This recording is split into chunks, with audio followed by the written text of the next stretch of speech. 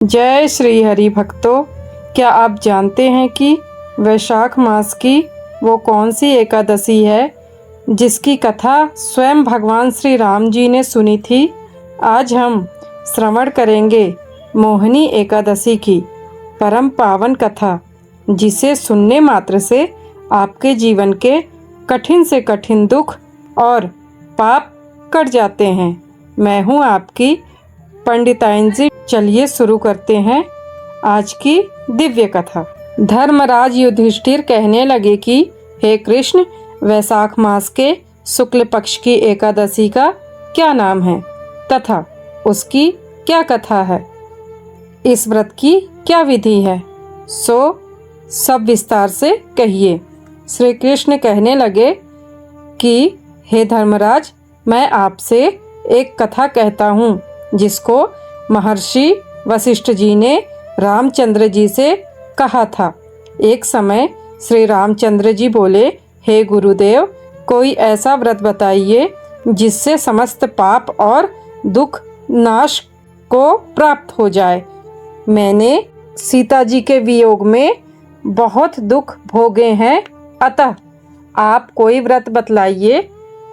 महर्षि वशिष्ठ बोले, हे राम, आपने बहुत सुंदर प्रश्न किया है। आपकी बुद्धि अत्यंत शुद्ध और पवित्र है। यद्यपि आपके नाम का स्मरण करने से ही मनुष्य पवित्र और शुद्ध हो जाता है। आपका यह प्रश्न लोकहित के लिए बहुत ही सुंदर है। वैशाख मास में जो एकादशी आती है उसका नाम मोहिनी एकादशी है। इस एकादशी का व्रत करने से मनुष्य सब पापों तथा दुखों से छूटकर मोह जाल से मुक्त हो जाता है। यह व्रत दुखी मनुष्यों को अवश्य करना चाहिए। इससे मनुष्य के सब पाप और दुख नाश को प्राप्त हो जाते हैं। अब आप इसकी कथा ध्यानपूर्वक सुनिए। सरस्वती नदी के किनारे भद्रावती नामक एक नगरी थी। वहाँ पर धूतिमान नामक चंद्रवंशी राजा राज्य करता था।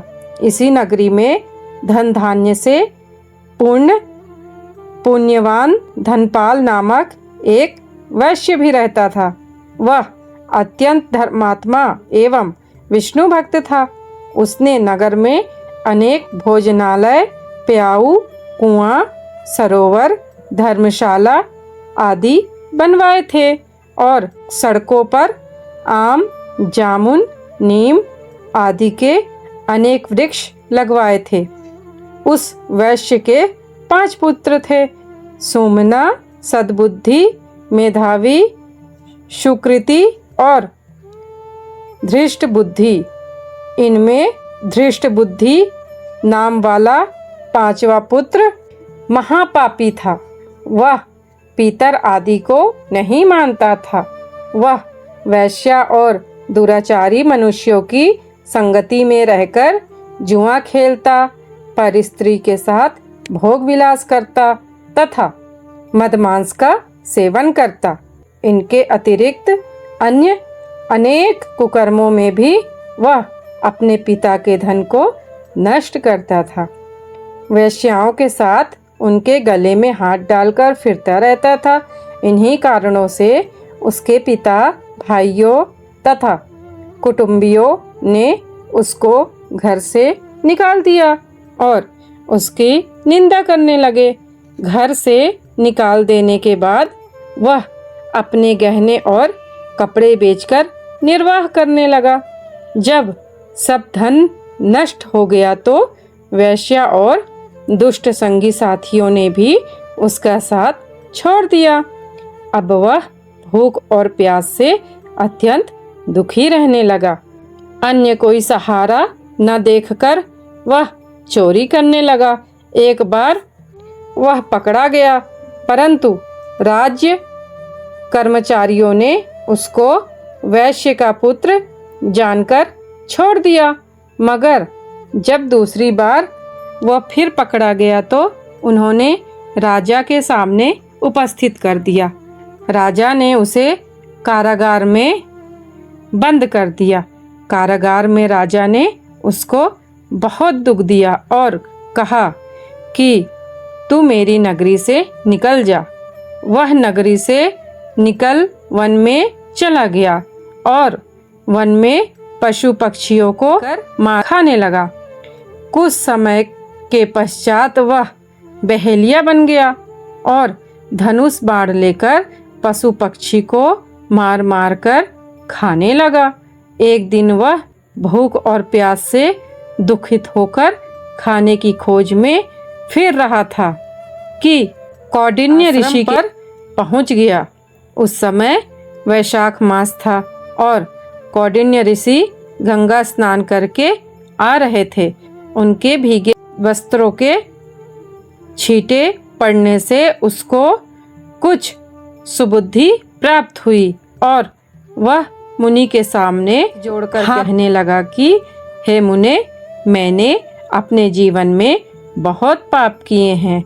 आप उन पापों से छूटने का कोई साधारण और बिना धन का उपाय बतलाइए। उसके दीन वचन सुनकर ऋषि कहने लगे कि ध्यान देकर सुनो, तुम वैशाख शुक्ला एकादशी का व्रत करो। इस एकादशी का नाम मोहिनी है और इससे तुम्हारे सब पाप नष्ट हो जाएंगे। मुनि के वचन सुनकर वह अत्यंत प्रसन्न हुआ और उसके द्वारा बताई गई विधि के अनुसार उसने मोहिनी एकादशी का व्रत किया। हे राम, इस व्रत के प्रभाव से उसके सब पाप नष्ट हो गए और अंत में वह गरुड़ पर चढ़कर विष्णुलोक गया। इस व्रत से मोह आदि सब नष्ट हो जाते हैं। संसार में से श्रेष्ठ अन्य कोई व्रत नहीं है। इसके महात्म्य को पढ़ने अथवा सुनने से 1000 गौ दान का फल प्राप्त होता है। भक्तों, इसी दिन समुद्र मंथन के दौरान जब देवताओं और असुरों में अमृत के लिए विवाद हुआ था, तब भगवान विष्णु ने मोहिनी रूप धारण कर असुरों को मोहित कर लिया था और देवताओं को अमृत पिलाकर उनकी रक्षा की थी। इसलिए इसे मोहिनी एकादशी कहा जाता है। जो भक्त इस कथा को पढ़ते या सुनते हैं, उन्हें 1000 गोदान के बराबर फल मिलता है। बोलिए लक्ष्मी नारायण भगवान की जय, मोहिनी माता की जय, एकादशी माता की जय। आशा करती हूँ कि भगवान विष्णु की इस मोहिनी कथा से आपके जीवन के सभी कष्ट दूर हों। पुण्य कमाने के लिए इस वीडियो को अपने परिवार और मित्रों के साथ शेयर जरूर कीजिएगा और अगर आप हमारी इस आध्यात्मिक यात्रा से जुड़ना चाहते हैं तो चैनल को सब्सक्राइब करके बेल आइकन जरूर दबा दें। कमेंट में जय श्री हरि लिखना भूलें। धन्यवाद। आइए हम सब मिलकर आरती करते हैं। ओम जय जगदीश हरे, ओम जय जगदीश हरे। भक्त जनन के संकट क्षण में दूर करे। ओम जय जगदीश हरे। जो ध्यावे फल पावे, दुख बिन से मन का। सुख संपत्ति कर आवे, कष्ट मिटे तन का। ओम जय जगदीश हरे। माते पिता तुम मेरे, शरण गहूँ मैं किसकी। तुम बिन और न दूजा, आस करूँ जिसकी। ओम जय जगदीश हरे। तुम पूर्ण परमात्मा, तुम अंतर्यामी। पार ब्रह्म परमेश्वर, तुम सबके स्वामी। ओम जय जगदीश हरे। तुम करुणा के सागर, तुम पालन करता। मैं मूर्ख खल काम स्वामी कृपा करो भरता। ओम जय जगदीश हरे। तुम हो एक अगोचर सबके प्राणपति। किस विधि मिलऊं दया मैं तुमको मैं कुमति। ओम जय जगदीश हरे। दीन बंधु दुख हरता तुम रक्षक मेरे। करुणा हाथ उठाओ द्वार पड़ा तेरे। ओम जय जगदीश हरे। विषय विकार मिटाओ पाप हरो देवा। श्रद्धा भक्ति बढ़ाओ संतन की सेवा। ओम जय जगदीश हरे। श्री जगदीश जी की आरती जो कोई नर गावे। कहत शिवानंद स्वामी सुख संपत्ति पावे। ओम जय जगदीश हरे। जय जगदीश हरे। स्वामी जय जगदीश हरे। भक्त जनन के संकट क्षण में दूर करे। ओम जय जगदीश हरे। सभी प्रेम से बोलो विष्णु भगवान की जय। माता लक्ष्मी की जय।